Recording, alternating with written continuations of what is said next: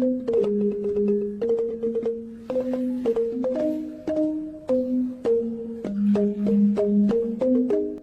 memiliki taman budaya yang disebut Bali Art Center Denpasar atau Taman Budaya Bali.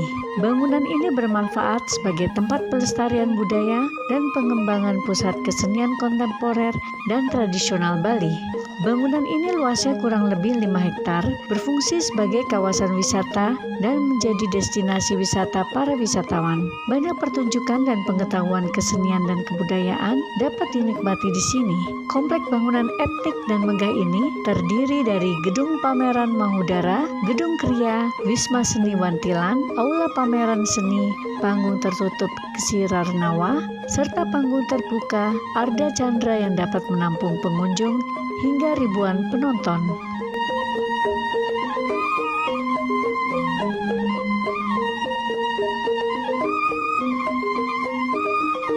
Selain pertunjukan seni, ruangan pameran juga disediakan untuk menjual beragam kerajinan tangan seperti seni pahat, seni lukis, kain batik, kerajinan emas dan perak, serta berbagai kerajinan dan kearifan lokal dengan harga yang lebih murah serta terjangkau dapat kita jumpai di Bali Art Center. Menariknya, bila berkunjung di Bali Art Center, tidak akan dikenai biaya tiket masuk.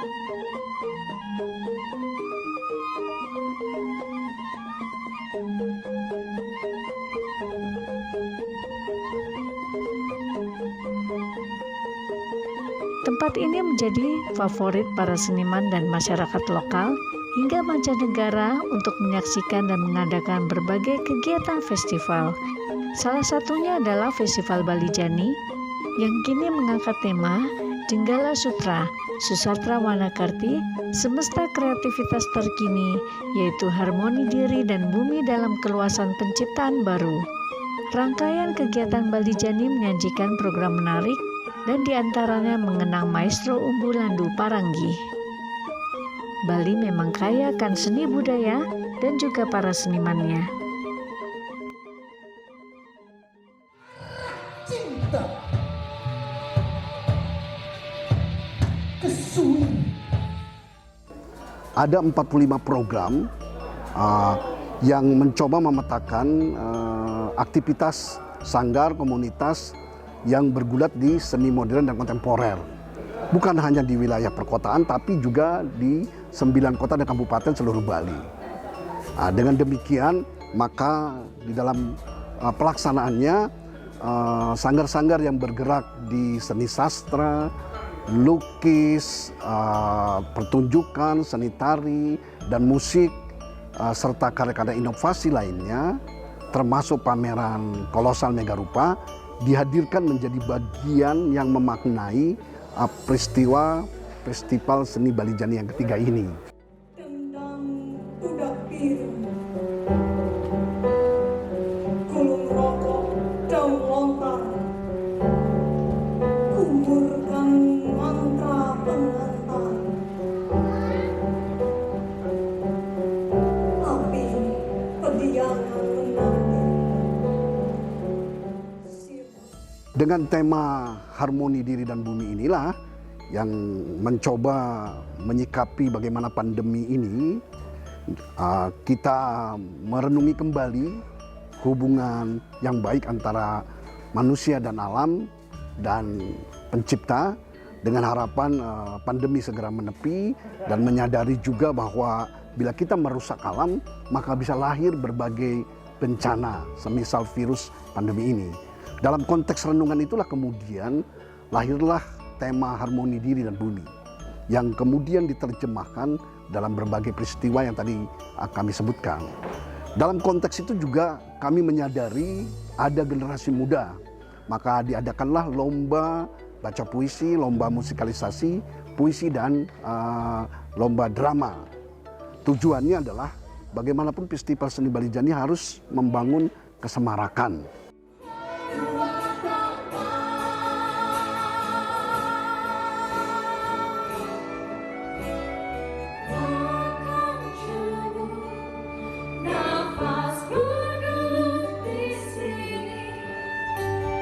Dengan sunyi dan dari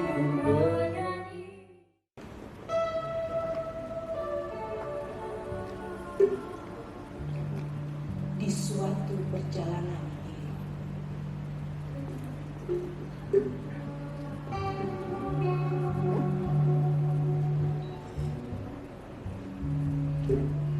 Tenangkanlah bisikan pertama. Risau pertarungan kembara, duka percintaan sukma, rahasia perjanjian sunyi. Dalam konteks lain, selain kita mencatat pencapaian seni-seni modern kontemporer dalam berbagai bidang itu, termasuk juga capaian seniman yang luar biasa, yang kemudian mempersembahkan karyanya, maka kita juga menyadari bahwa seni-seni modern dan kontemporer sebenarnya di Bali sudah proses panjang. Ada para pendahulu. Maka malam ini kita mengadakan program yang disebut A Tribute to Umbulan Duparangi, seorang sastrawan yang dedikasinya luar biasa, menyemai anak-anak berbakat untuk tumbuh bukan semata jadi sastrawan, tetapi bagaimana melalui sastra, melalui kecintaan pada puisi, akhirnya mendapatkan penemuan diri, menemukan eksistensi dan jati dirinya.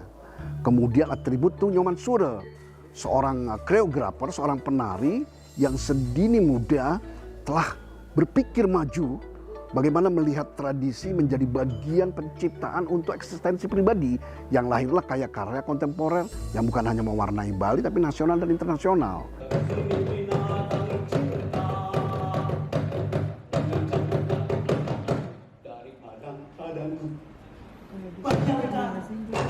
Kalau Hairil Anwar berkata, aku ini binatang jalan. Lelaki itu berkata, ini binatang cinta. Lu tahu apa tentang puisi? Bayangkan. Hebat bukan? Cerdas bukan?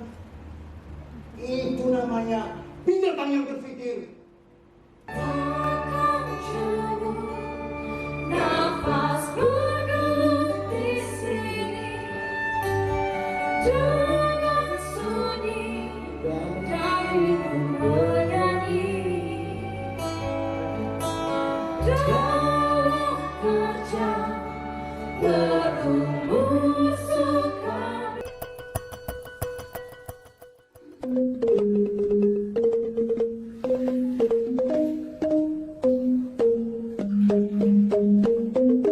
Bali menjadi inspirasi para seniman untuk berkarya.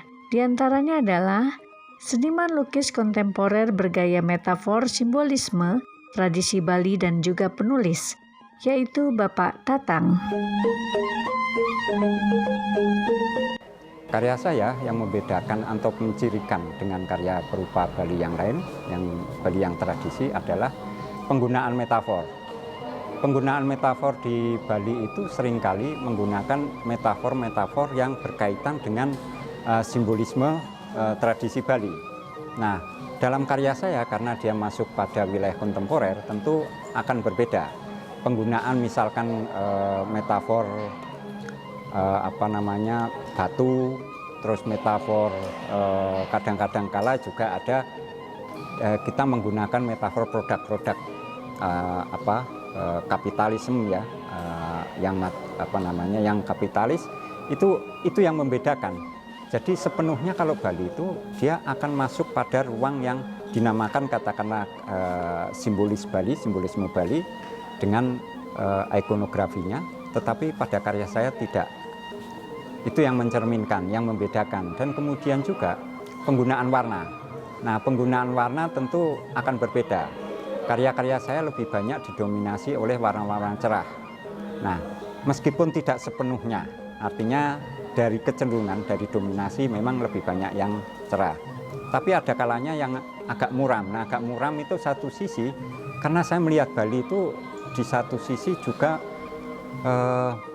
menyimpan satu dunia surrealistik. Karena kalau kita melihat karya-karya Bali, terutama karya-karya yang periode-periode yang dia mengeksplorasi tentang makhluk-makhluk yang katakanlah makhluk astral, itu membuat saya semacam ada ketertakjuban. Nah, tentu akan berbeda cara orang masuk dunia takjub. Nah, barangkali kalau di Bali ditemukan di itu wilayah yang sebetulnya betul-betul sakral. Kalau di kita, saya tentu tidak. Saya akan takjub pada hal-hal yang barangkali agak tidak profan, tidak sakral.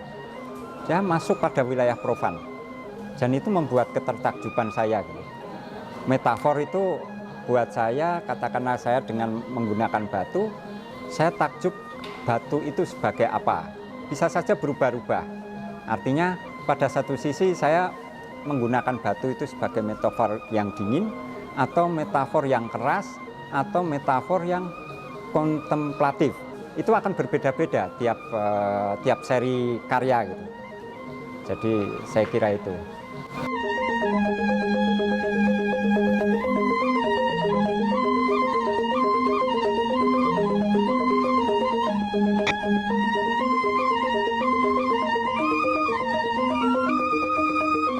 Setelah kita melihat karya lukisan Pak Tatang bergaya kontemporer, kini kita bisa mampir ke Galeri Suar yang berada di Desa Wisata Kamasan Kelungkung. Kita akan jumpai lukisan khas Bali yang otentik dan tradisional. Lukisan pada Galeri Suar memiliki sejarah turun-temurun, menggunakan tinta alam, dan para pelukisnya juga melibatkan ibu-ibu, selain dapat berkelanjutan, juga meningkatkan ekonomi di daerah tersebut. Lukisan tradisional wayang Kamasan ini merupakan seni yang turun-temurun, artinya dari nenek moyang kita, kakek, nenek, buyut dan lain sebagainya itu sampai anak, cicit, cucu. Nah, kita bagaimana itu untuk melestarikannya lebih ke depan lagi, bahwa anak-anak kita nantinya, cucu kita, biar bisa lebih bisa mempertahankan atau bisa melukis wayang tradisional wayang Kamasan ini. Kedepannya kita berharap sih jangan sampai lukisan tradisional wayang Kamasan ini menjadi punah nantinya dan sia-sia. Bahwa kita harusnya terima kasih sama leluhur kita yang sudah memperjuangkan terutama dari zaman kerajaan loh. Kita habis pikir kadang kan dari zaman kerajaan sudah mengenal seni lukis tradisional wayang Kamasan ini. Makanya benar-benar saya selaku generasi penerus sangat berterima kasih kepada leluhur saya. Nah, kemudian ini lagi satu bahwa lukisan tradisional Kamasan ini memang kebanyakan adalah kaum ibu-ibu yang mengerjakan nantinya. Hampir 90% itu adalah ibu-ibu yang usianya udah lansia. Nah, jadinya beliaunya itu kan menerapkan seni itu tidak harus, artinya lukisan ini adalah pekerjaan yang santai tapi menghasilkan. Dari dulu memang kaum ibu-ibu yang ada di Desa Kamasan, terutama di Banjar Sanggeng ini, merupakan pelukis penerus dari nenek moyang kita juga. Dulunya ada juga pelukis perempuan yang memelopori lukisan wayang Kamasan ini. Nah, ini adalah ciri bahwa mudah-mudahan bahwa lukisan wayang ini tidak akan punah nantinya. Di samping juga kita sebagai pengurus daripada warisan budaya yang ada Kamasan ini, di Desa Kamasan ini berupaya bagaimana untuk mempertahankan biar nantinya orang lain tidak mengakui lukisan yang ada di Kamasan ini.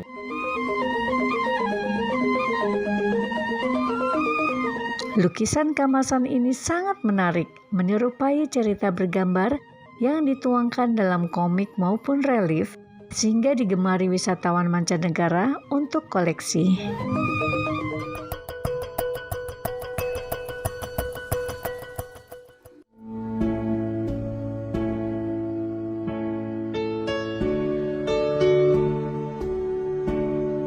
Bali tak hanya menjadi sumber inspirasi seniman kontemporer maupun tradisional.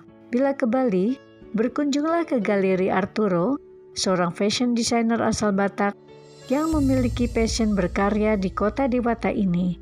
Karyanya telah mendunia dan menjadi primadona artis papan atas. Nama saya Arthur Abednego Sinambela. Saya fashion designer based di Bali. Nama brand saya adalah Arturo, di mana Arturo itu diambil dari Arthur Abednego. Dan saya lahir di Jakarta, aslinya dari Sumatera Utara sebenarnya orang tua saya. Awalnya saya menjadi seorang fashion designer based in Bali. Sebenarnya dulu saya adalah sekolahnya dari ekonomi dari Trisakti Universitas. Terus memang saya suka sekali mendesain dari kecil sebenarnya. Suka dengan seni, dengan musik, dengan gambar, melukis, seperti itu. Akhirnya saya mewujudkan impian saya menjadi seorang fashion designer pada saat saya di Bali. Jadi saya memulai semuanya itu dari Bali 10 tahun yang lalu. Berarti 2012. Dan saya memilih Bali karena memang saya menyukai warna dan mayoritas dari desain saya tersebut mengangkat flora dan fauna yang ada di Bali. Jadi banyak tropikal seperti itu. Jadi base dari ciri khas dari desain saya, signature-nya yaitu tropikal. Saya mengangkat tropikal karena memang Bali itu sangat indah flora faunanya.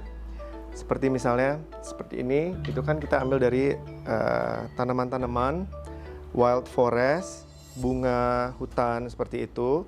Dan saya suka sekali dengan bright color warna. Jadi saya selalu bermain dengan warna merah, hijau, kuning seperti ini. Dan inspirasinya juga bisa diambil dari misalnya ocean, dari pegunungan, seperti pegunungan di Kintamani gitu. Misalnya saya bikin suatu koleksi untuk Putri Indonesia. Saya menciptakan print di mana printnya itu dari sawah hijau seperti itu. Dan pakaian itu mereka pakai pada saat mereka mau press conference berangkat ke Miss Universe, rata-rata seperti itu. Dan ya pegunungan juga banyak, saya banyak bermain dari warna biru juga, dari ocean, dari pantai, dari sky seperti itu. Seperti ini kan dari ocean inspirasinya, dan saya selalu menambahkan beberapa seperti butterfly dengan warna orange, itu menandakan sunset yang begitu indahnya sunset yang ada di Bali. Bisa seperti dilihat banyak banget saya mempergunakan warna-warna orange ya, seperti ini. Tuh. Jadi warna-warna sunset, matahari seperti itu. Customer dari Arturo itu lebih kepada mature woman. Jadi ibu-ibu yang sudah dewasa seperti itu, di mana mereka mempunyai personality yang strong, independent, ya. Di mana customer saya itu dari berbagai macam kalangan, banyak dari kedutaan, istri-istri duta besar, dari mancanegara juga banyak sekali, seperti Ibu Dewi Soekarno, terus ada Michelle Yeoh juga, ada Paris Hilton, ada Ashanti dari Amerika, dan banyak banget hampir seluruh selebriti Indonesia sudah memakai Arturo Design. Sebagai bisa dibilang junior juga dalam fashion industry, saya sangat respect dan sangat mengagumi fashion designer senior saya yang ada di Bali, seperti adanya Oka Diputra, Ali Karisma. Mereka itu sudah dahulu memulai dalam fashion industry tersebut, dan saya mengagumi akan karya-karya mereka, dan hubungan kita baik sekali. Ya, saya mungkin lebih strongnya kepada resort. Bisa dibilang Arturo adalah satu-satunya fashion designer yang mengangkat resort di Indonesia, seperti itu.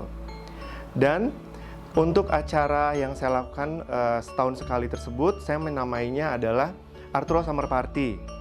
Itu adalah apresiasi rasa terima kasih saya kepada Indonesia, apalagi Bali, dengan mengadakan annual show, pagelaran besar Fashion Show Arturo, di mana saya mengundang 800 sampai 1000 tamu yang datang dalam acara saya. Dan itu biasanya saya lakukan di 17 Agustus, di mana itu adalah hari kemerdekaan kita. Dan di situ juga pada saat 17 Agustus biasanya lagi high season. Jadi seluruh tamu customer saya dari mancanegara, dari mana-mana datang ke Bali, dan mereka bisa menyaksikan acara saya tersebut. Itu saya undang mereka untuk datang dan menikmati pagelaran busana yang saya lakukan. Harapan saya ke depannya, Bali itu sebenarnya pada saat pandemi ini sangat terpuruk sekali, di mana kita semua bergantung dari pariwisata, ya, dari domestik dan dari mancanegara. Sama sekali tidak ada tamu dari luar negeri. Jadi kita bergantung banget sama domestik. Jadi yang saya lakukan adalah hubungan saya yang segitu baik dengan para selebriti Indonesia, saya pergunakan untuk membantu, mensupport hotel-hotel tersebut mempromosikan kembali ke domestik. Karena banyak banget hotel-hotel yang hanya berfokus pada tamu mancanegara, di mana hotel itu bintang 5 dan bagus banget. Udah saatnya mereka merangkul tamu-tamu domestik untuk datang kembali dan stay di tempat-tempat mereka, seperti itu.